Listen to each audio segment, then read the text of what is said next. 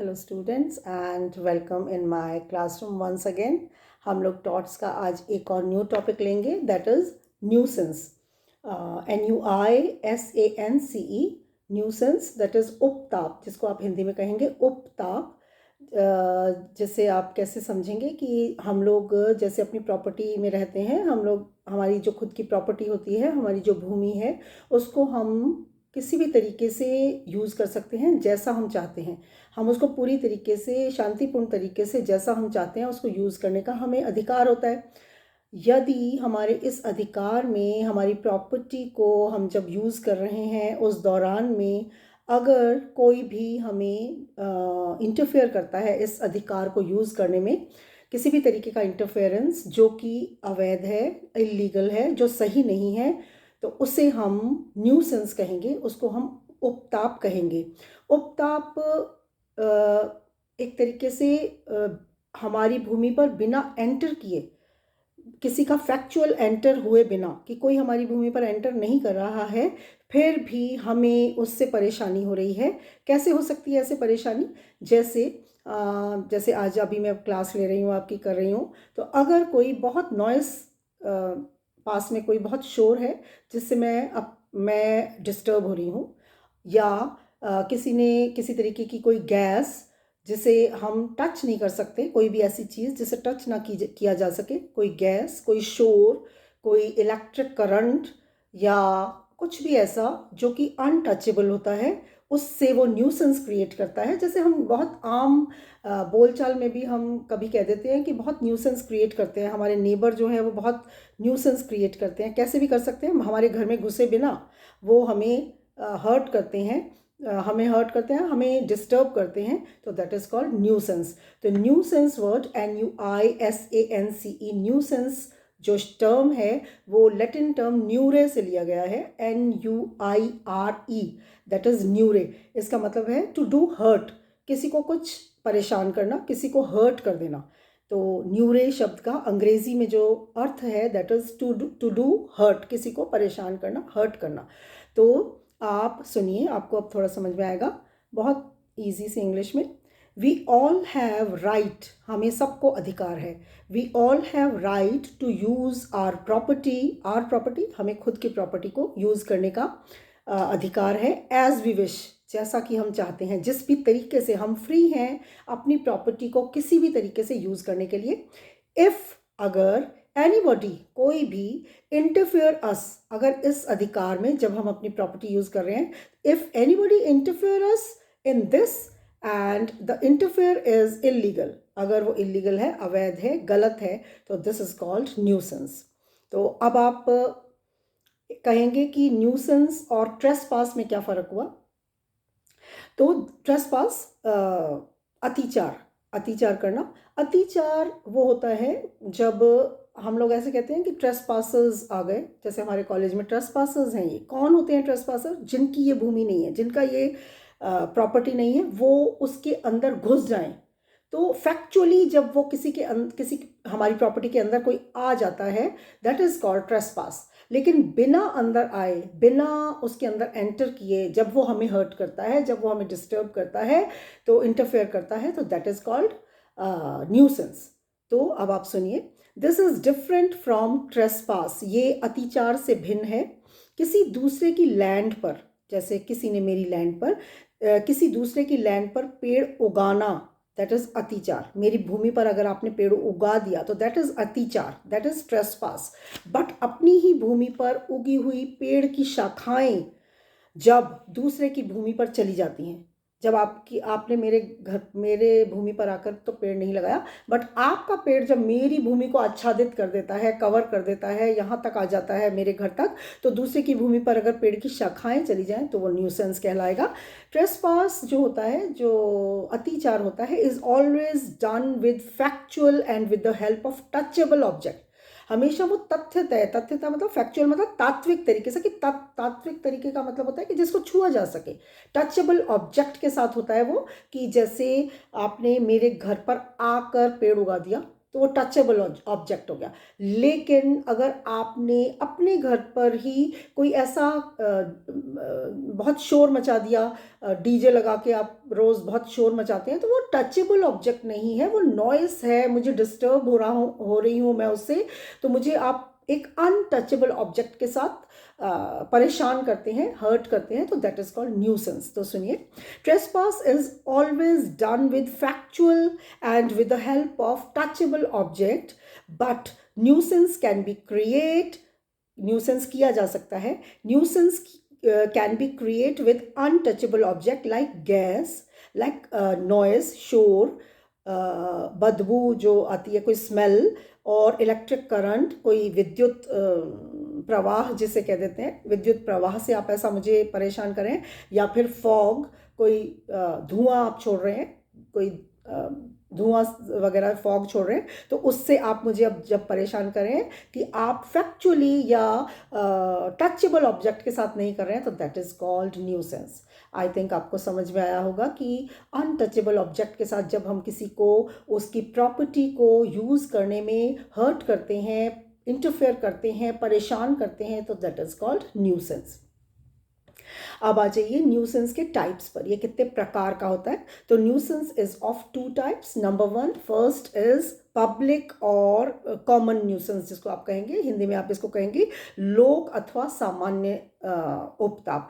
लोक अथवा सामान्य उपताप का मतलब हुआ कि जिससे पब्लिक न्यूसेंस, जो पब्लिक न्यूसेंस को आप एक कहा गया है क्राइम। पब्लिक न्यूसेंस का मतलब हुआ ऐसा कुछ परेशानी जिससे एक इंसान नहीं हो रहा परेशान, बहुत सारे लोग परेशान हो रहे हैं। तो अगर हम बहुत सारे लोग किसी एक चीज़ से परेशान हो रहे हैं, तो हम क्या करेंगे कि एक एक जो इंडिविजुअल है वो अपनी खुद हर्ट होने के लिए केस लगाएगा या मतलब लिटिगेशन स्टार्ट कर देगा। तो ऐसे बहुत सारे वाद कोर्ट में इकट्ठा हो जाएंगे। तो इससे बचने के लिए जो लोक उपताप है, जो पब्लिक न्यूसेंस होता है, उसको क्राइम मान लिया गया है। क्राइम किस लिए मान लिया गया कि क्राइम में क्या होता है कि बहुत सारे लोग जब हर्ट होते हैं, तो उसमें एक इंडिविजुअल भी वाद कर सकता है, या फिर उसमें पीआईएल भी होता है, जैसे पब्लिक इंटरेस्ट लिटिगेशन होती है, कि अगर बहुत सारे लोग किसी एक चीज़ से परेशान हो रहे हैं, हर्ट हो रहे हैं, तो उसमें पीआईएल भी लग जाता है। तो इसमें जो लिटिगेंट्स कम हो जाते हैं, जो वादी होते हैं, जो कोर्ट में केस करने वाले लोग हो जाते हैं, वो कम हो जाते हैं।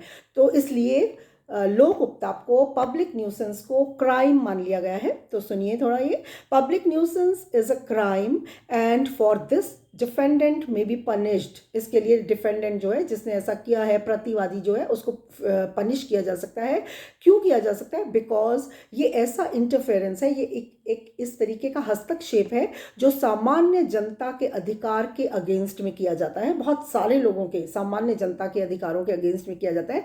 कैसे हो सकता है ये? जैसे कोई पब्लिक पाथ है, कोई रोड है जिसमें बहुत सारे लोग जा रहे हैं, मैं अकेली नहीं जा रही हूँ, तो उस रोड पर अगर किसी ने कोई कुछ उसको मतलब उसको खुदाई कर दी है, कुछ उसमें खाई खोद दी है, जैसे पब्लिक पाथ पर कुछ गड्ढा कर दिया है, कुछ कंस्ट्रक्ट कर दिया है, या पर वहाँ पर उस किसी एक इंसान ने, तो इसके लिए यदि सिविल प्रोसीडिंग्स मैं भी लाऊंगी, मैं भी गिर गई, बहुत सारे लोग उसमें गिर गए, किसी को पता नहीं था कि गड्ढा है, या पता भी था तो भी गिर गए, क्योंकि पब्लिक पाथ पर ऐसा कुछ कर देना तो बहुत लोगों को हर्ट कर देता है। तो अगर बहुत सारे लोग उससे हर्ट हो गए हैं, तो बहुत सारे लोग अगर कोर्ट जाएंगे, लिटिगेंट्स बन जाएंगे, लिटिगेशन स्टार्ट कर देंगे, तो बहुत परेशानी हो जाएगी कोर्ट में। तो इसलिए इस लिटिगेंट्स की फ्लड को, लिटिगेंट्स की बाढ़ को रोकने के लिए लॉ ने पब्लिक न्यूसेंस को क्राइम मान लिया, और जो कि पनिशेबल कर दिया गया। लेकिन इसमें भी एक ये बात है कि अगर बहुत सारे लोग उससे हर्ट हुए, जैसे 100 लोग उसमें गिर गए, तो थोड़ी थोड़ी चोट आई, लेकिन अगर जब मैं गिरी तो मेरी तो टांग ही टूट गई, मुझे मतलब एक्स्ट्रा हर्ट हो गई मैं उसके लिए। तो अगर कोई इंडिविजुअल एक्स्ट्रा सफ़र करता है उसके लिए, तो he can sue a civil case on this behalf also. तो एक जो क्रिमिनल केस उसके अगेंस्ट में चला है, उसके लिए मैं अलग से, अगर मुझे एक्स्ट्रा सफ़र करना पड़ा उसके लिए, उसके कार्य के लिए, तो मैं एक सिविल सूट भी उसके अगेंस्ट में फाइल कर सकती हूँ। तो इसमें एक केस है रोज वर्सेस माइल्स का, ROSE, रोज वर्सेस माइल्स, MILES। इसमें क्या था, डिफेंडेंट ने एक गलत जगह पर गलत तरीके से अपनी बोट लगा दी थी, अपनी नाव लगा दी थी। तो प्लेंटिफ को वहाँ पर अपनी नाव लगाने की कोई जगह नहीं मिली और फाइनेंशियली वो बहुत हर्ट हो गया। तो प्लेंटिफ ने उसके लिए सिविल सूट अलग से फाइल किया। तो अगर आप अलग से आपको ज़्यादा सफ़र करना पड़ा है उसके लिए, तो आप क्रिमिनल सूट तो उसके खिलाफ चल ही रहा है, तो आप सिविल सूट भी उसके खिलाफ कर सकते हैं। तो this is all about public nuisance, जो लोक उपताप होता है। अब आ जाइए जो हम प्राइवेट न्यूसेंस, दूसरा जो सेकंड इसका टाइप है, that is private nuisance, private उपताप जिसको आप कहेंगे। तो प्राइवेट उपताप क्या है कि आपको आपकी प्रॉपर्टी में जो इंडिविजुअली आपको कुछ हर्ट कर रहा है या आपको अपनी भूमि को बहुत अच्छे से यूज़ नहीं करने दे रहा है, तो आपको, जैसे मैंने टॉट की परिभाषा में पहले से समझाया हुआ है, this is a civil wrong, ये एक सिविल दोष है। तो ये कब आपका एक कार्य सिविल दोष बन जाएगा, एक प्राइवेट न्यूसेंस हो जाएगा, इसके लिए आपके इंग्रेडिएंट्स बताती हूँ। What do you mean by ingredients या एलिमेंट्स आपको बताती हूँ। अगर आपसे कहा जाए कि defined private nuisance and the ingredients क्या है उसके, वो डिस्क्राइब करिए, तो आपको जैसे इंग्रेडिएंट्स, आप कोई भी डिश बनाते हैं, जैसे आप एक केक बना रहे हैं, तो उसमें आपने बहुत सारी इंग्रेडिएंट्स उसमें आप लेते हैं। तो जैसे आप उसमें फ्लोर लेते हैं, आप उसमें शुगर लेते हैं, आप उसमें एग्स लेते हैं, और आप जो भी उसमें डलता है वो सब लेते हैं, तो आप एक जो डिश बनाते हैं वो एक केक बन गया। तो इंग्रेडिएंट्स ये वाले होंगे, तो एक चीज़ क्या बन जाएगी, केक बन जाएगा। तो मैं आपको वो इंग्रेडिएंट्स बताने जा रही हूँ कि अगर आपने ये कर दिया, 1 2 3 अगर ये कर दिया, तो आपका एक एक्ट सिविल दोष बन जाएगा, प्राइवेट न्यूसेंस बन जाएगा। तो नंबर 1 इंग्रेडिएंट्स में या इसके एलिमेंट्स में क्या आएगा, नंबर 1 इज अनरीजनेबल इंटरफेरेंस। जो आपका इंटरफेरेंस है, जो व्यवधान आपने किसी को उसकी प्रॉपर्टी को यूज करने में डाला है, व्यवधान जो डाला है वो अयुक्तियुक्त होना चाहिए। अयुक्तियुक्त, अनरीजनेबल। जो रीजनेबल इंटरफेरेंस क्या होता है, जो कि आपको यू हैव टू टॉलरेट। अगर कुछ ऐसा थोड़ा बहुत, आप ऐसा नहीं हो सकता कि आप अपने घर पर बैठे और आपको एक भी हॉर्न सुनाई भी ना दे और आपको ज़रा सा भी कुछ ना सहना पड़े, टॉलरेट ना करना पड़े। कभी कभी आपको कुछ टॉलरेट किसी सीमा तक करना पड़ता है। तो लेकिन आप कब एक सिविल प्राइवेट न्यूसेंस क्रिएट कर देंगे, जब आप नंबर 1 जो आप इंटरफेरेंस कर रहे हैं वो अनरीजनेबल होना चाहिए, वो अयुक्तियुक्त व्यवधान होना चाहिए। अयुक्तियुक्त व्यवधान में आप कैसे बताएंगे कि इसमें क्या होता है कि हर इंसान को, जैसे मैंने आपको अभी बता ही दिया, कि कुछ मात्रा तक शोरगुल, दुर्गंध आदि को सहन करना पड़ता है ताकि सोसाइटी के अदर मेंबर्स भी अपने राइट्स को एंजॉय कर सकें। ऐसा नहीं, अगर किसी के घर पर कोई कुछ सेलिब्रेशन है, तो अगर वो थोड़ा सा भी नॉइस नहीं करेगा, थोड़ा सा भी इंजॉय नहीं करेगा, तो वो अपने घर पर रहते हुए अपनी प्रॉपर्टी को यूज़ नहीं कर पाएगा। इसके लिए अगर हम सबको अपनी प्रॉपर्टीज़ को अच्छी तरह से यूज़ करना है, तो हमें थोड़ा बहुत इंटरफेरेंस तो टॉलरेट करना ही पड़ेगा। अगर मेरा घर रोड साइड है, रोड के पास में है, तो मुझे वहाँ का शोरगुल टॉलरेट करना ही पड़ेगा। If neighbour is listening radio, अगर मेरा पड़ोसी रेडियो सुन रहा है, listening radio, I have to tolerate it. It means जब तक बाधा या इंटरफेरेंस या व्यवधान जो है अनरीजनेबल नहीं हो जाता, अयुक्तियुक्त नहीं हो जाता, तब तक वो न्यूसेंस की कैटेगरी में, तब तक वो उपताप की श्रेणी में नहीं आएगा। अब आपको ये कैसे पता चलेगा कि जो आपको शोरगुल या जो आपको न्यूसेंस टॉलरेट आप कर रहे हो, कब वो अनरीजनेबल हो गया? तो डिस्टर्बेंस इज रीजनेबल और नॉट, कब आपको समझ में आएगा? इट डिपेंड्स, वो किस पर आधारित है? हर केस के फैक्ट्स पर। केस क्या मतलब होता है, जैसे मेरे साथ ये हुआ, आपके साथ ये हुआ, उनके साथ ये हुआ, तो हर केस के फैक्ट्स पर ये डिपेंड करता है कि जो व्यवधान उत्पन्न किया गया वो रीजनेबल था या नहीं। तो डिस्टर्बेंस इज रीजनेबल और not, it depends on facts, facts उन तथ्यों पर, हर वाद के तथ्यों पर, which may be different in different circumstances, जो डिफरेंट डिफरेंट होंगे डिफरेंट डिफरेंट अलग अलग परिस्थितियों में, सर्कमस्टांसेस में। अब आप ये समझिए कि कब एक चीज़ अनरीजनेबल हो जाएगी। किसी अनरीजनेबल एक्ट को अगर मैंने कुछ अयुक्तियुक्त काम कर दिया है, इसलिए माफ़ नहीं किया जा सकता, उसे न्यूसेंस बनने से रोकने के लिए मतलब आपने अगर कोई अयुक्तियुक्त काम किया है, आपने कोई अनरीजनेबल काम कर दिया है, लेकिन उसको रोकने के लिए आपने प्रिवेंशंस भी ले ली, प्रिकॉशंस भी ले लिए, बट अगर वो अयुक्तियुक्त है तो भले ही आपने कितनी भी प्रिकॉशंस ली हो, भले ही आपने कितनी भी सावधानियां बरती हो, वो कार्य युक्तियुक्त नहीं हो सकता। समझ में आ रहा है आपको? थोड़ा सा सुनेंगे तो आएगा। If the plaintiff is sensitive then the reasonable act not become unreasonable.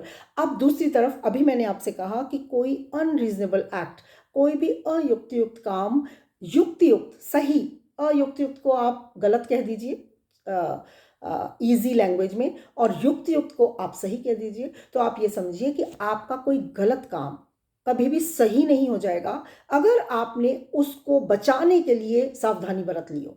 कि आपने कहा कि ये मैंने तो बहुत सावधानी बरती थी, लेकिन ये इसलिए मैं लायबल नहीं हूँ, बट यू आर लायबल अगर वो कार्य ही अयुक्तियुक्त था, अगर वो कार्य ही अनरीजनेबल था। दूसरी तरफ on the other hand, if the दूसरी तरफ आप ये कहेंगे कि जो रीजनेबल एक्ट है वो इसलिए अनरीजनेबल नहीं हो जाएगा कि प्लेंटिव सेंसिटिव था। समझिए इस बात को, सेंसिटिव होना। अगर किसी, जैसे मैं आज टच वुड कि मैं ठीक हूँ, मुझे फीवर नहीं है, तो आज मुझे जो थोड़ा सा ये शोर आ रहा है रोड से या कहीं से भी शोर आ रहा है, तो मुझे हर्ट नहीं करता। रोज़ मुझे, मेरे सर में दर्द नहीं होता, मुझे हेडेक नहीं होता इससे। बट जिस दिन मैं थोड़ी फील ठीक नहीं करूँगी, मतलब मुझे कोई फीवर हो जाएगा या कुछ हो जाएगा, तो मुझे उतना ही शोर जो कि रोज़ होता था मुझे अनरीजनेबल लगने लगेगा। तो आप जब खुद सेंसिटिव हैं तो आपको वही चीज़ जो कि रीजनेबल थी वो अनरीजनेबल हो जाती है। तो आप उस टाइम ये नहीं कह सकते कि आज अगर मेरे इस इतने शोर से मुझे सर में दर्द हो रहा है या मुझे हेडेक हो रहा है, तो मैं उस रीजनेबल चीज़ को अनरीजनेबल नहीं कर दूंगी। मतलब उस रीजनेबल चीज़ को अनरीजनेबल नहीं मान लिया जाएगा यदि आप सेंसिटिव हैं। तो समझ में आ गया कि युक्तियुक्त क्या है और अयुक्तियुक्त क्या है। इसमें अगर किसी स्वस्थ व्यक्ति को यातायात न्यूसेंस कारित नहीं करता, तो रोगी व्यक्ति भी उतने यातायात के शोर के लिए न्यूसेंस में एक्शन नहीं ले सकता। समझ में आ गया। अब एक और इसमें एक केस लिखिए आप, Robinsons versus Kilvert, ROBINSON versus Kilvert, KILVERT। That is, इसमें क्या था, रॉबिन्सन्स वर्सेस किलवर्ट में प्लेंटिफ जो था वो एक कुछ उसका काम था, ब्राउन पेपर्स थे को कलेक्ट करने का, उसका कुछ काम था। जैसे ब्राउन पेपर जो हम अपनी कॉपीज़ में कवर लगाते थे पहले, तो वैसा कुछ पेपर होगा। तो उस पेपर्स को कलेक्ट करता था वो अपने किसी ओकेजन, अपने किसी काम के लिए, अपने किसी मतलब जो भी वो ट्रेड करता होगा, काम करता होगा, उसके लिए वो फर्स्ट फ्लोर पर उसको दे रखा था। फर्स्ट फ्लोर पर वो रहता था और वहाँ पे अपने पेपर्स को इकट्ठा करने का उसका काम था। वो बहुत सारे उसके इकट्ठा करके रहते थे। और नीचे वाले फ्लोर पर, जो ग्राउंड फ्लोर था, वहाँ पर जो डिफेंडेंट था उसका भी कुछ काम होगा, वो भी कुछ काम करता था। तो वो उसके लिए एक दिन क्या किया उसने, अपने कुछ काम के लिए, अपने प्रयोजन के लिए, अपने किसी काम के लिए उसने हीट क्रिएट की। हीट क्रिएट करना, कुछ गर्मी उत्पन्न करना, हीट को क्रिएट किया उसने, कुछ गर्म ब्लोअर्स चलाए होंगे या कुछ हीट क्रिएट की। तो उस हीट क्रिएट करने से जो उसके जो पेपर्स थे वो स्पॉइल हो गए, वो ख़राब हो गए, वो जल गए, बिल्कुल उसके पेपर्स ख़त्म हो गए। लेकिन जो डिफेंडेंट था उसको लायबल नहीं माना गया, क्योंकि जब पेपर्स को देखा गया तो ऐसा कहा गया कि पेपर्स अगर नॉर्मल होते तो इतनी सी हीट क्रिएट करने से वो पेपर्स ख़राब नहीं हो सकते थे। बट उसके पेपर्स जो थे, प्लेंटिफ के जो पेपर्स थे, वो सेंसिटिव थे। सेंसिटिव होना कि वो बहुत नाजुक थे, वो बहुत नॉर्मल नहीं थे, तो वो बहुत सेंसिटिव थे। अगर वो पेपर्स सेंसिटिव नहीं होते तो इतनी हीट क्रिएट जितनी की डिफेंडेंट ने की थी, उस हीट से वो पेपर्स खराब नहीं हो सकते थे। इसलिए जो डिफेंडेंट था वो लायबल नहीं माना गया। तो ये जो युक्त कारण नहीं माना गया, जो रीजनेबल इंटरफेरेंस नहीं माना गया और डिफेंडेंट को इसके लिए लायबल नहीं ठहराया गया। और एक सेकंड जो पॉइंट आएगा इसमें कि रीजनेबिलिटी जो इंटरफेरेंस है वो रीजनेबल कब नहीं होगा, जब मैलिस, इसमें एक मैलिस जिसको दुर्भावना आप बोलेंगे, यदि कोई कार्य मलिशियसली किया जा रहा है। मलिशियसली किया जाना, दुर्भावना से करना।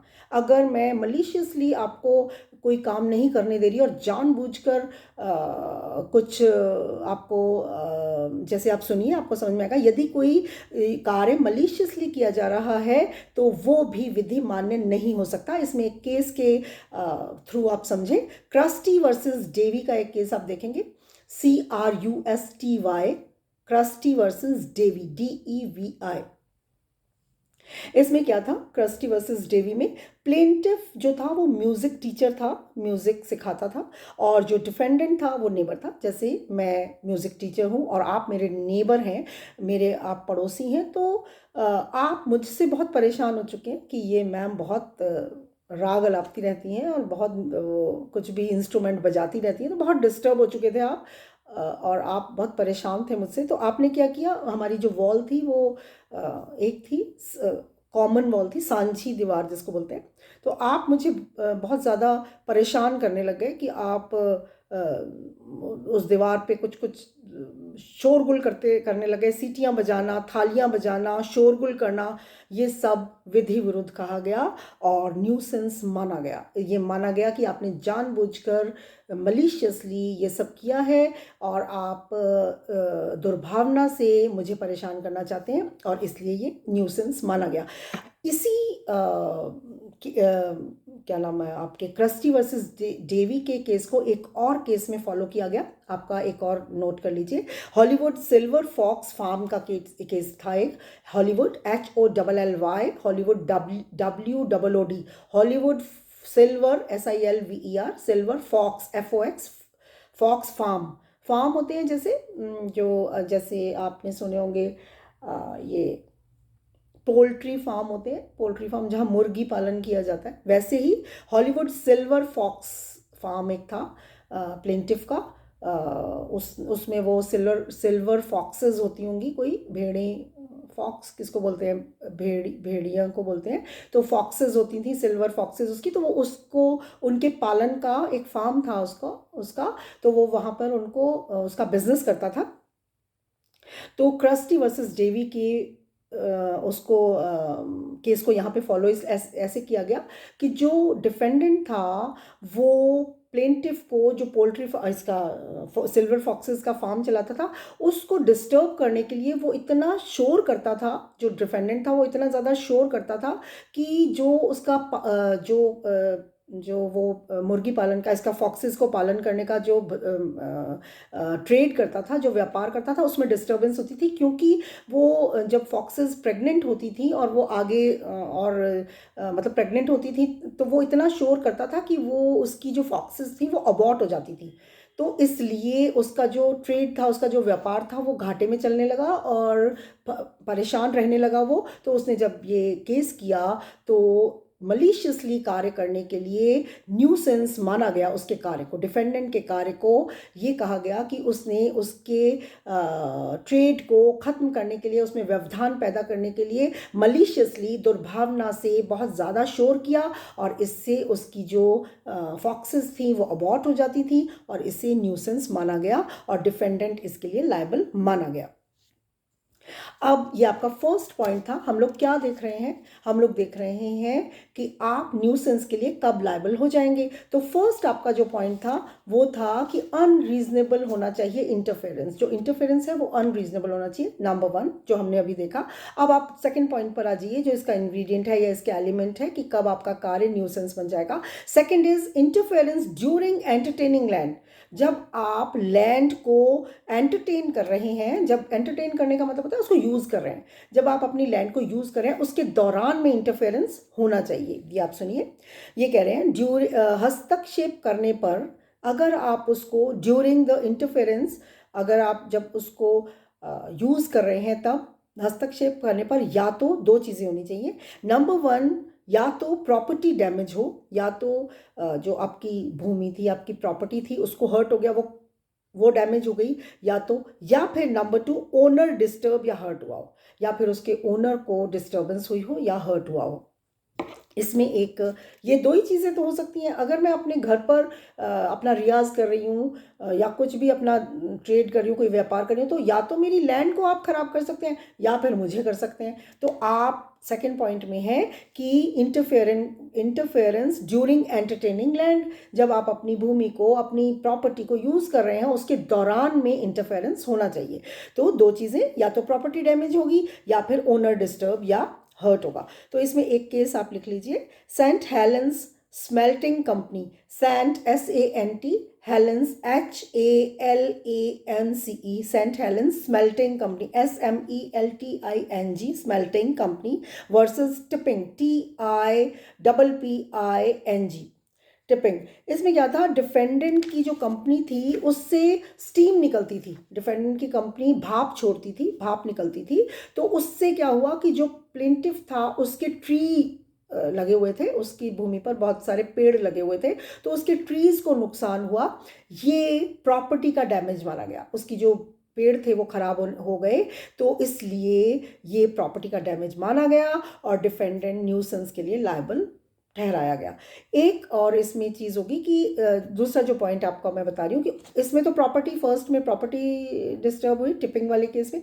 एक और इसमें आपका बॉल वर्सेस रे का केस लिखिए आप, जिसमें सेकंड पॉइंट आएगा कि ओनर डिस्टर्ब या हर्ट होगा जिसमें, तो दैट इज, इसके लिए आप लिखिए एक केस, बॉल वर्सेस रे, BALL, बॉल वर्सेस RAY रे। इसमें क्या हुआ था कि इसमें ये बताया गया कि ओनर डिस्टर्ब या हर्ट हुआ।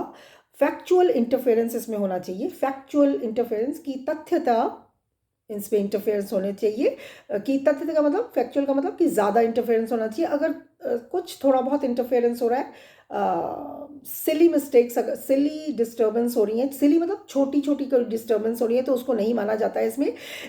इसमें लॉ इस पर ध्यान नहीं देता। अगर आपको छोटी छोटी कोई डिस्टर्बेंसेस हो रही हैं तो इसमें आपको ये प्रूव करना पड़ता है कि आपको बहुत सारी डिस्टर्बेंस हुई है, आप उससे हर्ट हुए। तो इसमें क्या हुआ था कि जो डिफेंडेंट था उसने अपने घर को घोड़ों को रखने की जगह होती है जो, उसमें बदल दिया था, घुड़साल बना दिया था, अपने घर को घुड़साल में बदल दिया था। तो मैं जब यहाँ प्लेंटिफ हूँ और अपने घर में रह रही हूँ, तो उसने जब अपने घर को घुड़साल में बदल दिया था, तो उससे बहुत ज़्यादा डिस्टर्बेंस, बहुत ज़्यादा सारी रात उससे शोरगुल आता था और मुझे अपने ही घर पर रहना बहुत परेशानी वाला काम हो गया था, बहुत परेशान हो गई, मतलब मैं, मतलब प्लेंटिफ। तो बॉल वर्सेस रे में इस शोरगुल के लिए, इस न्यूसेंस के लिए जो डिफेंडेंट था उसको लायबल माना गया। ये आपका सेकंड पॉइंट कि या तो आप हर्ट होंगे या आपकी प्रॉपर्टी हर्ट होगी। इसके बाद आपका थर्ड पॉइंट जो होगा दैट इज डैमेज, कि डैमेज हो गया, क्षति। थर्ड पॉइंट इज डैमेज, क्षति। In nuisance plaintiff have to prove damage. मतलब आपको कोई जो क्षति हुई है वो आपको प्राइवेट न्यूसेंस में इसको आपको प्रूव करना पड़ेगा, आपको साबित करना पड़ेगा कि मुझे आपके डिस्टर्बेंस से, डिफेंडेंट के डिस्टर्बेंस से, डिफेंडेंट के न्यूसेंस से मुझे हर्ट हुआ है। और अगर पब्लिक न्यूसेंस है, उसमें आप एक्स्ट्रा हर्ट हुए हैं, आपको कुछ ज़्यादा नुकसान हुआ है, तो plaintiff have to prove special damages. तो प्लेंटिफ को जो एक्स्ट्रा डैमेज उसको हुआ है वो भी प्रूव करना पड़ेगा।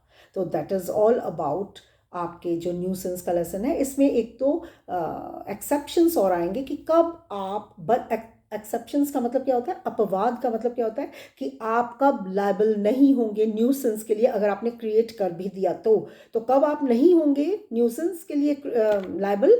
नंबर 1 इसमें एक्सेप्शन है, दैट इज प्रेस्क्रिप्टिव राइट।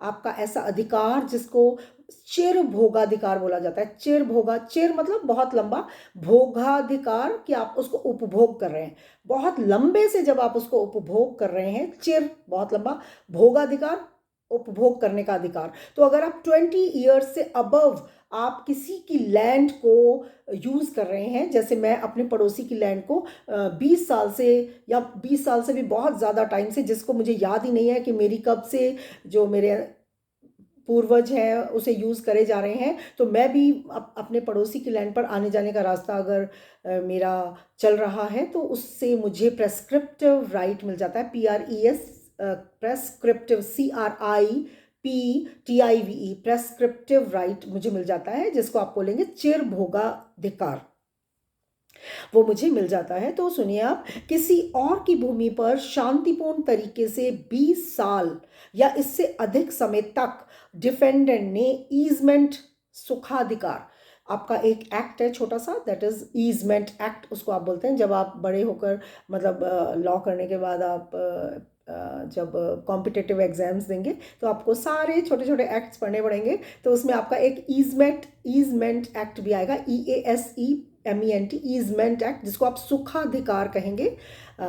सुखाधिकार पढ़ना पड़ेगा। तो उसमें आप सुनिए, तो किसी और की भूमि पर शांतिपूर्ण तरीका, अगर मेरे पड़ोसी ने, मैं 4 साल 5 साल जा रही हूँ, उसके बाद उसने मेरे से लड़ाई कर ली और मुझे बंद कर दिया मेरा रास्ता, और उसके बाद हमारे में फिर दोस्ती हो गई, साल भर बाद मैंने फिर जाना शुरू कर दिया, तो वो डिस्टर्बेंस हो जाएगी। तो आपको लगातार कंटिन्यूसली ईजमेंट तब प्राप्त होगा उसमें जब आप कॉन्टिन्यूसली 20+ ईयर्स तक, 20 से ज़्यादा साल तक आप उसको यूज़ करे जा रहे हैं शांतिपूर्ण तरीके से। शांतिपूर्ण तरीका, आपसे उसकी कभी भी लड़ाई नहीं हुई है और उसने आपको कभी भी किसी भी टाइम पे रोका नहीं है। अगर आपको 6 महीने थोड़े दिन उसने रोक दिया कि आप नहीं जाओगे, और भले ही उसके बाद आपने फिर स्टार्ट कर दिया हो, बट आपका शांतिपूर्ण कंटिन्यूसली जो चल रहा था आपका अधिकार, वो डिस्टर्ब हो गया और इससे आपको सुखाधिकार प्राप्त नहीं होगा, ईजमेंट प्राप्त नहीं होगा।